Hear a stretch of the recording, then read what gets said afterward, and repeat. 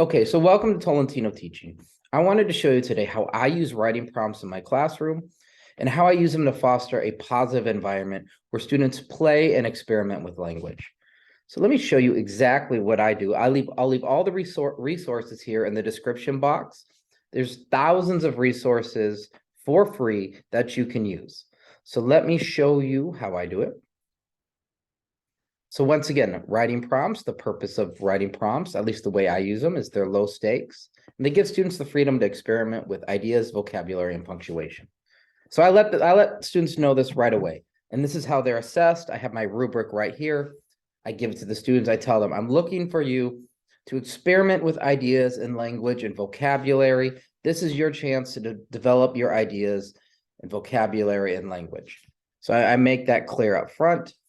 And I also reward students for their ideas. Okay. Now, finding an idea that stands out, it can be a little subjective, right? However, it's fun. It's fun seeing what students can come up with when they know there's an idea champion. So I have an idea champion. Here's a certificate. Students are given a certificate every week. Okay.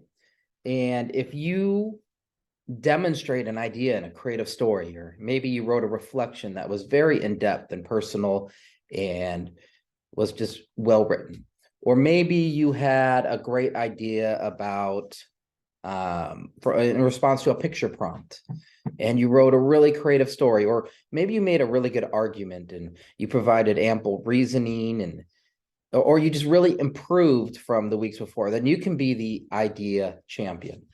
And once again, it's a way of building positivity in the classroom, and students love being recognized for what they do, right? We all do.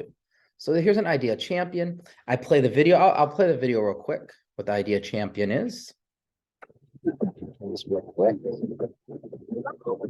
so you can see. Earl Nightingale once said, "Everything begins with an idea."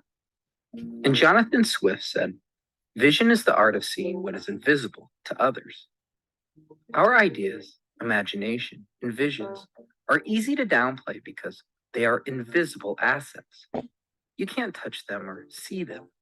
Yet, like the air you breathe, ideas are essential for living.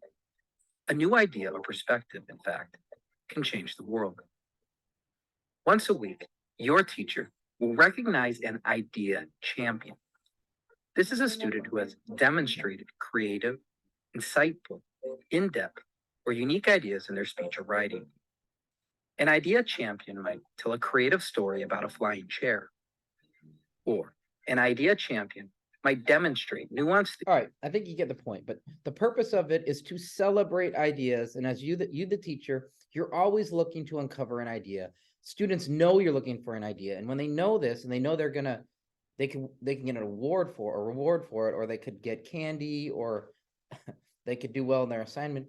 They try to inject ideas into the writing, which I want to see. I want to see clever, unique, interesting ideas that they bring. Okay.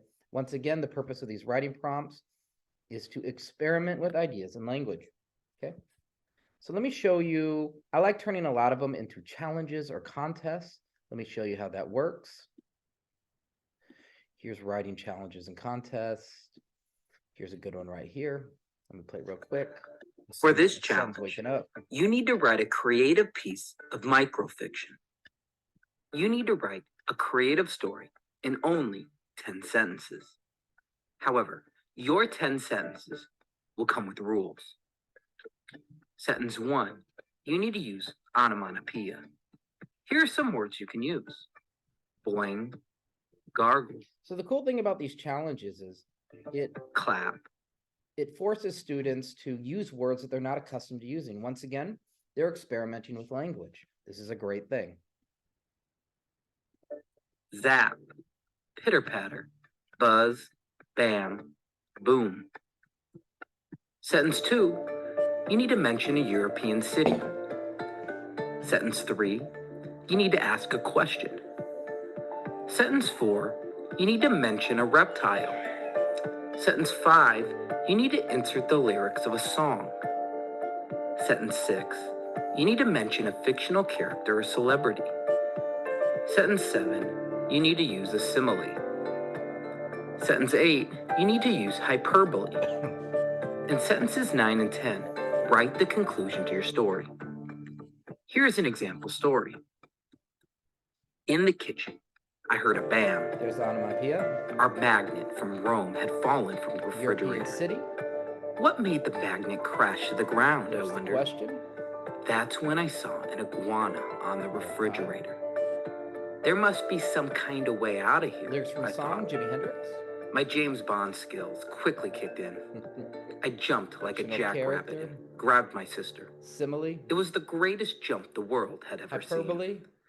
I made sure my sister was safe and turned to the iguana conclusion. to fight the beast. Okay. I love writing challenges. I love putting students in situations they're not accustomed to and letting them be creative. That's a great one. I love that one right here. So I'm not going to play them all. I have a bunch of challenges where they have to insert either the number of words or rhetorical devices. Okay. I also have personal reflection prompts, which can be really great. Some students really thrive with those. I have a personal reflection writing contest I do for extra credit. Some students are very deep thinkers, or they have an upbringing that they're very reflective on, and they like talking and writing about it. There you go. You can give this student extra work on reflections, or you can give them this contest. Okay. I have my general curriculum, of course, but I also, I supplement it with this stuff because every student's different. And some students are they're either really creative, or some students are very good at arguing, and it's good to put students in a position where they can show off their skills and show off things that they're interested in. Okay. Picture prompts can be great. Students write some amazing stories in response to pictures. Argument prompts. I have over 40 SAT level vocab words that students write, writing prompts to. So this is thousands of resources right here. I have worksheets and videos. The worksheets come with a QR code. So for example, here's a choose your writing prompt activity. If you click on the prompt, here's you could print out this worksheet, and students can scan this with their cell phone and get a whole array of writing prompts to respond to. Okay, so that can be pretty cool for a emergency subplan. And many of the writing prompts come with worksheets with QR codes. So just in case you need an emergency subplan, writing prompts are great. But I just wanted to share this. I'm going to leave this in the description and in the comments section. Check it out. I get really excited about writing prompts. They can bring a lot of positivity to the classroom, especially for students who don't typically write much. If you can find a topic that they like writing about, maybe it's who's the greatest rapper, what's the greatest video game. I all have prompts for these, and you can have something to build on. Once you get students writing and you give them genuine praise because they're coming up with good ideas, then you have something to build on when it comes to maybe writing their essays later on or other things. So it brings positivity, gives you something to build on. Here are my writing prompts. Check them out. If you have any questions, please leave a question in the comment section or shoot me a message. And please subscribe, and hope you have a good day.